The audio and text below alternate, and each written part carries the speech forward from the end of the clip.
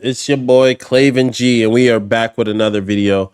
We are watching more about Arknights because we need to learn, and we found this video that about more lore, and this is for newbies edition. That's me, and if you clicked on this, you just like me. Before we get into the game that's about to drop. Welcome to Terra, the channel we explain Arknights lore. I am Akka, and in this video, I will provide a simple breakdown. Make sure you like, comment, and subscribe, man, because when we start playing this, I need your help. I really don't know nothing about this game, but when I get into it, because I'm such a pro gamer, I'm gonna just whoop the ass. The lore of BTA Arknights for both beginner and casual players.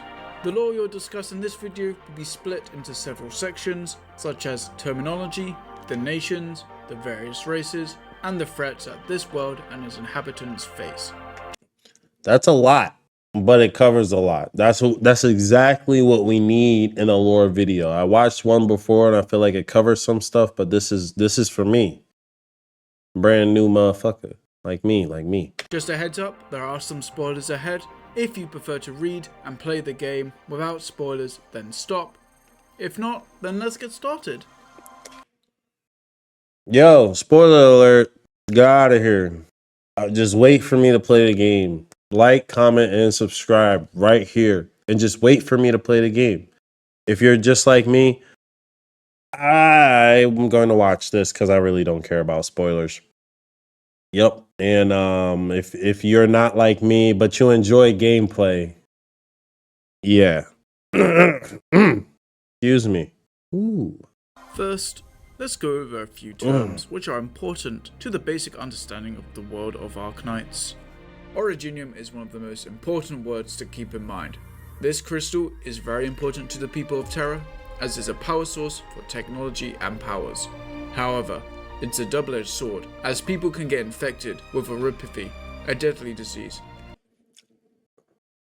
With erypathy, I just want erypathy, a deadly disease. We'll talk about this later. Oh my god. Deadly indeed. Originium arts. Think of Originium arts as the magic or powers of the Arknights world, allowing users to cast and manipulate different powers. Some races and individuals may have unique Originium arts unique to them. The word infected is a term or labeling someone with erypathy. People who are infected with erypathy are treated poorly, often as second-class citizens. Dang, is this something that we can get through? Oh man, it's like being fucking black. It's like, nah, I can't say that, can I? Or worse. Or can I? Various It nations doesn't even fucking and matter. races treat the infected differently, however. Erypathy is a deadly illness on Terra that comes from active Originium via inhaling it, getting it into your blood, wounds, and cuts. Damn, it's over for him. It's like everything you do is like, it's over. Everybody's gonna be affected. Erypathy slowly crystallizes the individual over time until, well, they can no longer breathe or move. Damn. Eventually, the individual will die, crumble away, and even combust or explode, spreading. Dang, that's crazy. And I'm pretty sure he's about to be like spreading the disease even further. The Originium dust crystals around the area of the person's death. If other people are in the area or affected by these, they will most likely become infected, unless they are wearing suitable safety wear. What? Catastrophes. Okay. Are powerful natural disasters. From Duh. earthquakes, to storms, to blizzards, and even to meteors. If you guys couldn't guess that based off the word on the fucking screen, you guys need to choose a different game to play. Alright? Storms. Catastrophes are not only deadly disasters, but it also carries and spreads Originium around the world. Damn, like, making more and more dangerous zones to live in. bro, you can't live here. You gotta get off of Earth. And more Originium around the world. To avoid catastrophes, people have made a vast majority of mobile cities, which are able to move away. Catastrophe messages are people with skills to calculate and analyze when a catastrophe Okay. They got some skilled people. Catastrophe is coming, and give that information to cities so they're able to move away in time. Nomadic cities, or mobile cities, are cities or settlements that are built over giant vehicles, which allows them to move their position on land. They are built to move away from catastrophes. This also functions and allows for easier access. That's crazy. Look at it. It's just like we can just like, do they just like roll? How does it work? With trade. Is that where we're gonna be headed to soon? We're gonna be like crystallized rock people. It's over for us. It's over for us, bro. We gotta really lock in as a human race. Lock the fuck in, guys. With other nations and cities, the world of Arknights is. That's what people don't see. We can learn a lot from video games. That's why I play video games, man. We can learn a lot, bro. They've been trying to tell us the way of the world for so long. We just been ignoring the signs. That's why they tell us not to play them. Set on Terra, a planet with similar environments from dry and arid deserts to lush rainforests, wondrous plains, and to harsh, frozen tundra. In so many ways, this planet is like our Earth, yet so different. Terra has a super. Bro, I already said that. See, I'm here. Maybe this was a game for me. Continent, and still some parts to of be Terra defeated and killed, completely explored. Terra is also constantly changing under civilizations, natural disasters, and catastrophes. Got to. Let's start with the nations, beginning with Bolivar. It is one of the western nations on Terra, located in the northern part. Despite its thriving economy and culture, Bolivar is currently in political instability due to a stalemate between three major factions: the Sincas dynasty, the coalition government, and the true Bolivarians. Bro, I think that this shit is about to go in great detail. It's fucking crazy. It's fucking crazy. It is also famous for the mobile city Dos Soles, known for its neutrality, and the annual event known as the Dos Soles Warrior Championship. Colombia. Colombia is the youngest nation in Terra and a melting pot of different cultures and races. Originally a Victorian colony, it declared independence in 1019 and became a very powerful nation in terms of politics and technological advancements. Siesta is a small independent city-state near the inland sea of Claricide. Seems like a nice little Colombia's free city-states. The city is famous for its touristic patronage, sounds like it, beaches, and the annual Obsidian Festival, Terra's most famous music festival. Durin is a nation underground. Not much is known about this location, however, it's home to the Durin. To the south of Bolivar, we arrive at Sargon. Damn, This place is a huge. Forest. Look at that place. It looks beautiful. Do you think these are actual pictures of the place? You know, or is it just lying to us? And jungles to hot, dry deserts. Sargon is led by two different leaders. One is the Lord Emir, and the Pasha or the Padishah, who is more acknowledged as the ruler. Important to note, the Pasha have some more power over the Lord Emir. Sargon does have a king in the central land, however, not much is known. Sargon also borders the Foan Hotlands to the south. Minos is one of the smaller nations, with a culture revolving on hero cult, mainly the 12 heroes of Hymnoi. Minos was at one point colonized by Sargon between the years 917 and 1042. While they broke free, they've often been harassed and raided by Sargon forces from time to time. Damn. Kajerag is a landlocked, secluded nation which is surrounded by a massive mountain range and protected by the goddess Fermat Kajergranda. I hope I'm saying that right. I got you, bro. You can say that as a Kadrandra.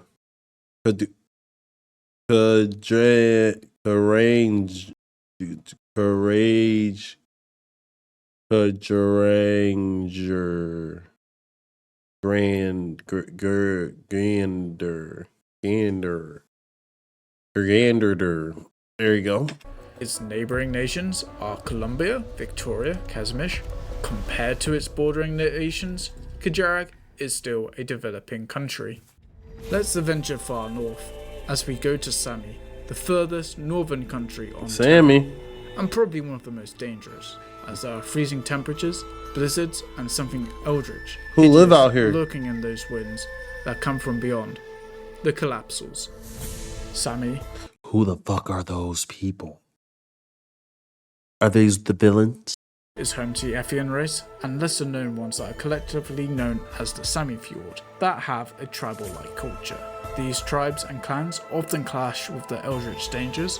For these reasons, they look like a bunch of freaks, strict with outsiders to their land. They look like a bunch of freaks that fucking are just waiting. Oh shit. Get that off the screen. I'm sorry, guys. Forgive me. Oh, Victoria. One of the most powerful nations, known for its romanticism and use of steam-powered machinery. Ooh. Despite being ruled by a monarch, either from the Draco or the Aslan race, Victoria has been passing through a succession crisis for the last 2 decades, as both races fight each Who's the stronger race? I think a dragon's losing to a lion anyway. Like, what the fuck? other for the power. The Dukes of Victoria, on the other hand, have been looking for a chance to seize the throne.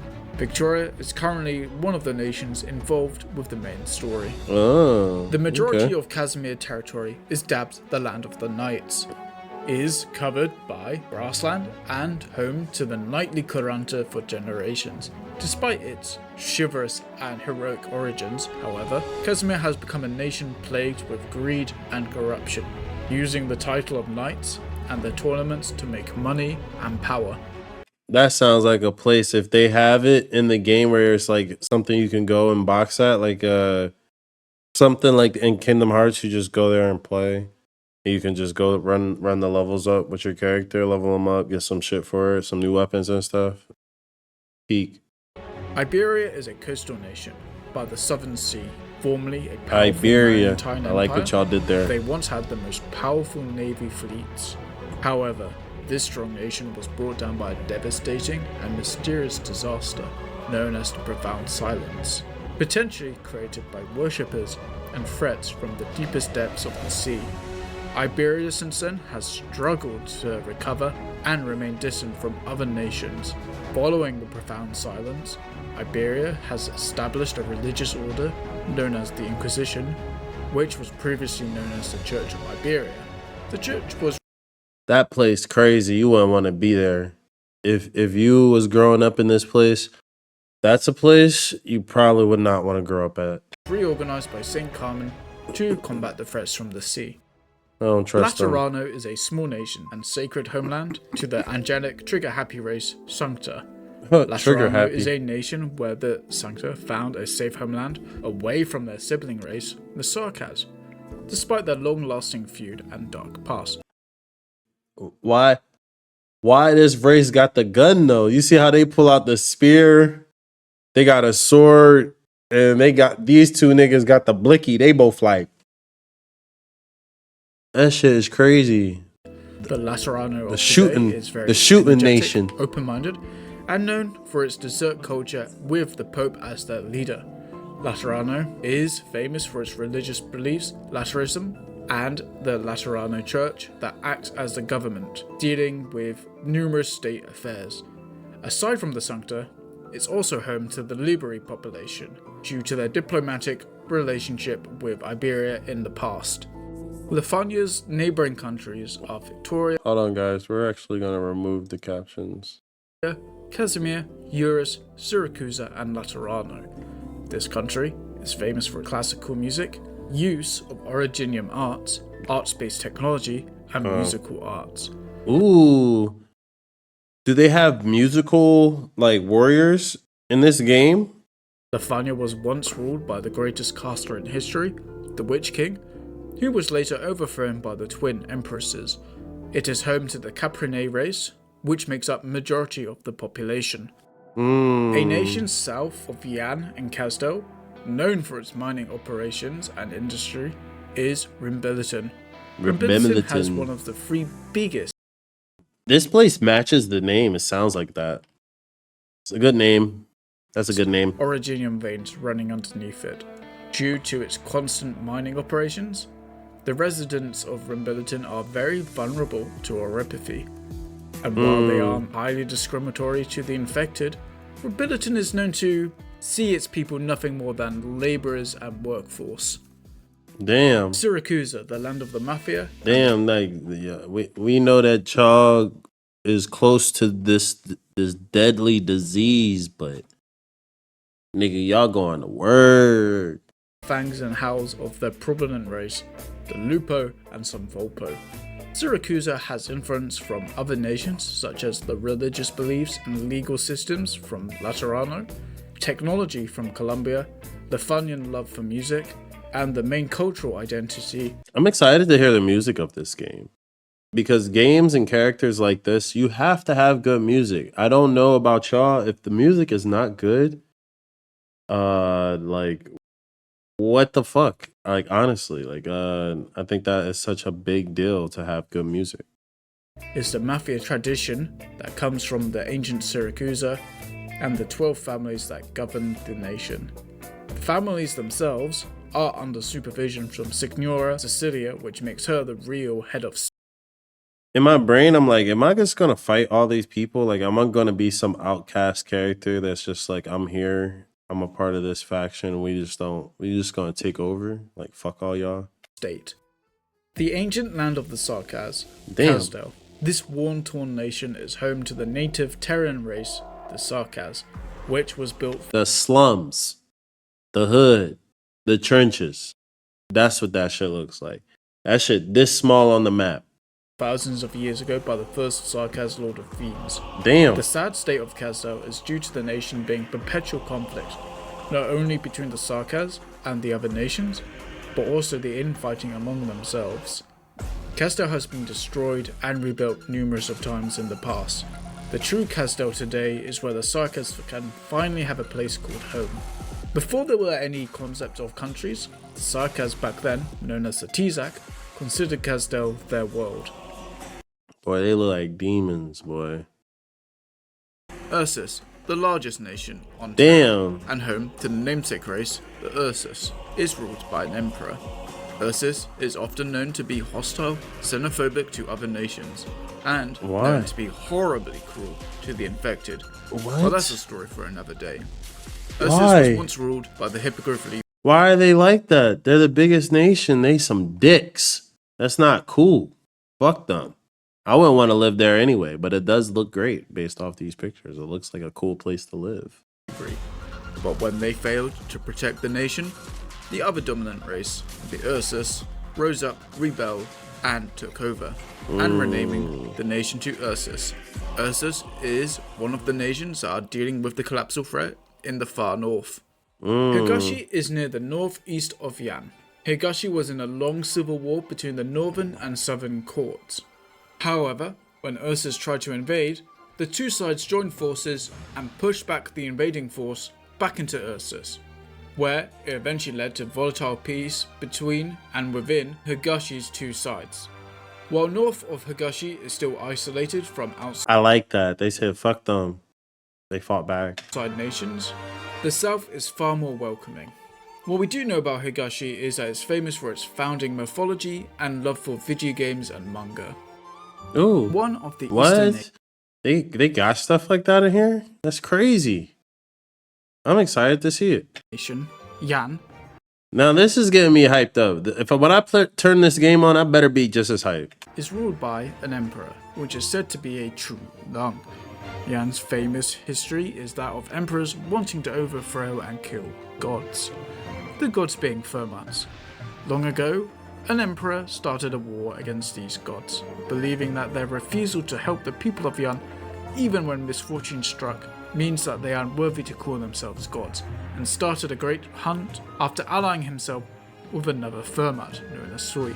They were eventually victorious and removed these threats, and even split Sui into living fragments of itself. Yan is another nation, along with Sami and Ursus, that has conflicts with the Eldritch threat. Aegir is the only known nation that is under the ocean. Not much under the ocean? What? That is crazy. I did not think that. Is known about it, but it is inhabited by the Aegir race.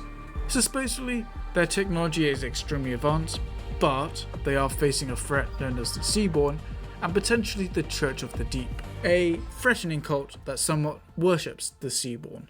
What the fuck?